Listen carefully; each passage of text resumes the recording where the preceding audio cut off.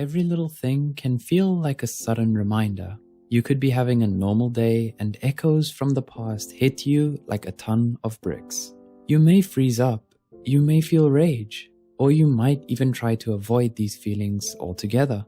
But the pain of childhood trauma remains and can manifest into your psyche in various ways. There is no one-size-fits-all when it comes to trauma responses and triggers, since trauma itself is complex and can come in many different forms. But in this video, we're going to learn about oddly specific childhood traumas with the help of licensed social worker Patrick Teehan.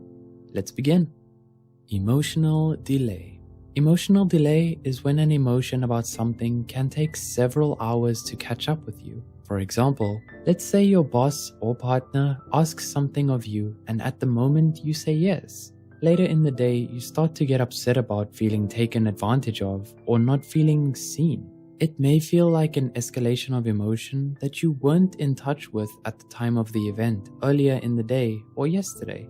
How does this stem from trauma? Well, it is due to disassociation and hypervigilance, which refers to a state of heightened awareness and having your guard up. Childhood trauma survivors struggle with not being fully in their bodies and being present in their emotions in real time. The hypervigilance in survivors of childhood trauma occurs when our inner child kind of goes, "Wait a minute, was I just taken advantage of or let down again?" This emotional delay can cause you to lash out later on, which can leave those around you feeling confused.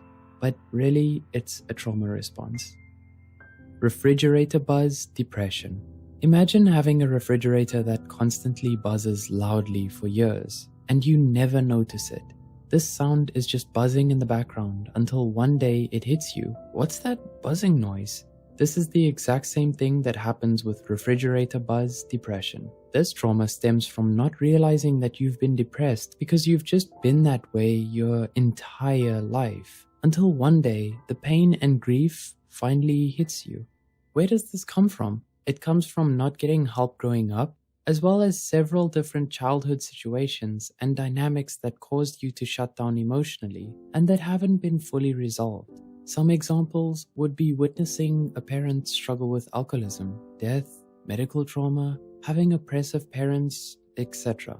This creates a false belief in victims of childhood trauma that nothing will ever change for the better. Being depressed becomes a natural defense mechanism, and over time, you become numb to difficult situations. Being tired is a trigger. This simply means we confuse our body just naturally being tired with depression or failing, such as not being good enough. Trauma survivors can be addicted to productivity or being on a mission.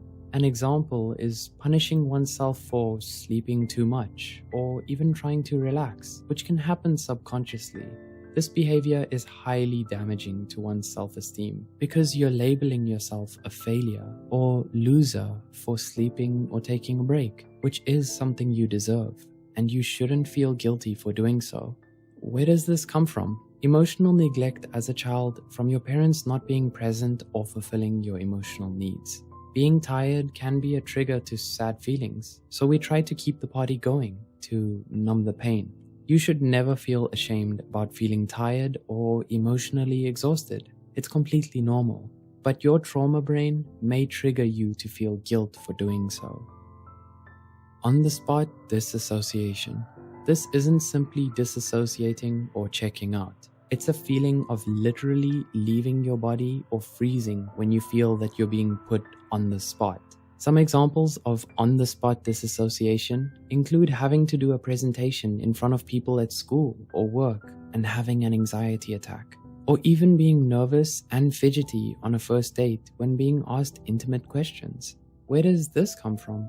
Psychiatrist Irvin Yalom talks about how we usually only put a child on the spot abusively. An example is how a parent may put their finger on their child's face and speak to them aggressively, in an attempt to instill fear and intimidation. This type of trauma response also stems from parents who are hypercritical and overbearing, such as not giving a child enough space and not allowing their thoughts and opinions to be heard. Laughing through the pain.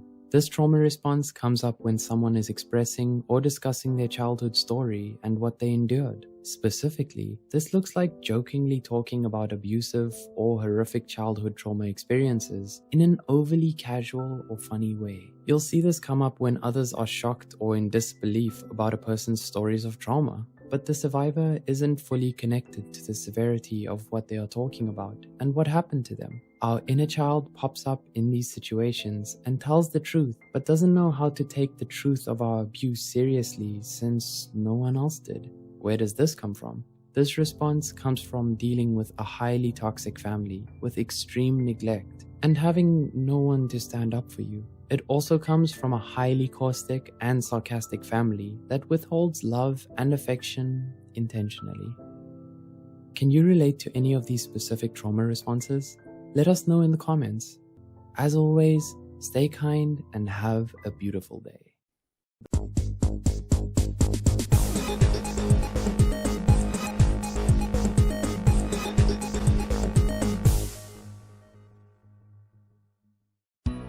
Today's topic is about the reasons why you might be feeling empty.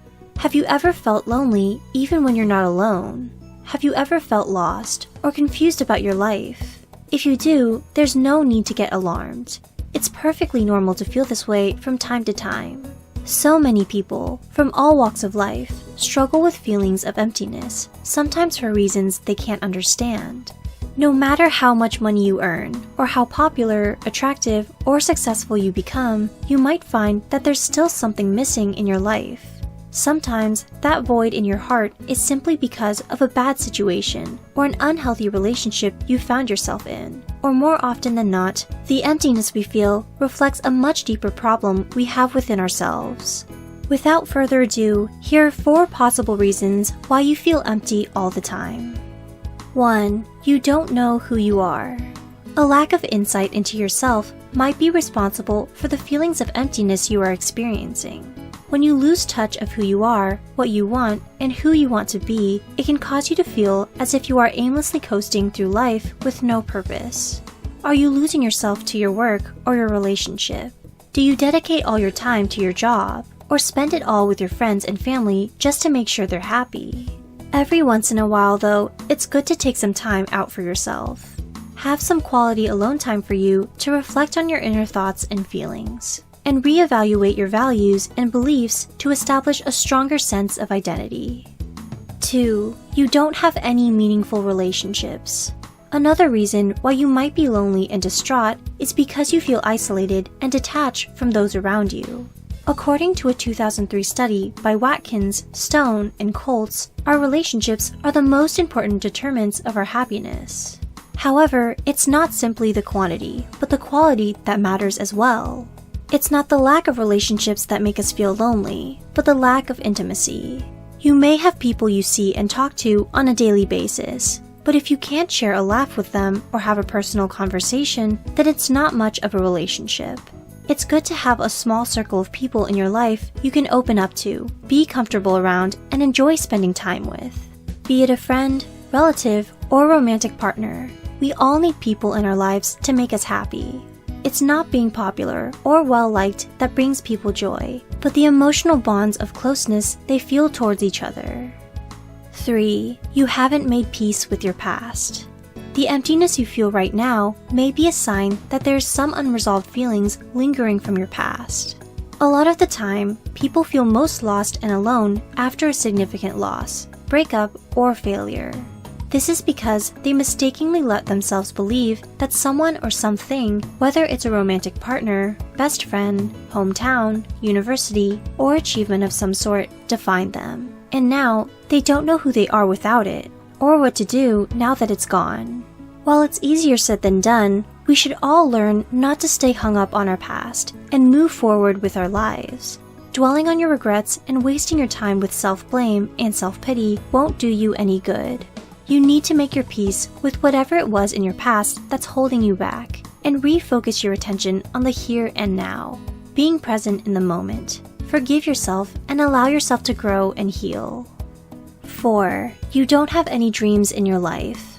This one is the most complicated dilemma of all. If you don't have any dreams of your own you want to fulfill, it can be hard to find any meaning in life.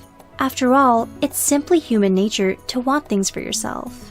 People will always aspire to do amazing things and reach for greater heights, to constantly be better than they are. Whether it's being a professional, starting your own family, or owning your own business, any kind of dream is enough to make a person feel like they matter, that they were meant to do something wonderful with their life. Having something you're passionate about can keep you from feeling bored and empty all the time, because you are working towards something you find meaningful and making a positive difference in the world.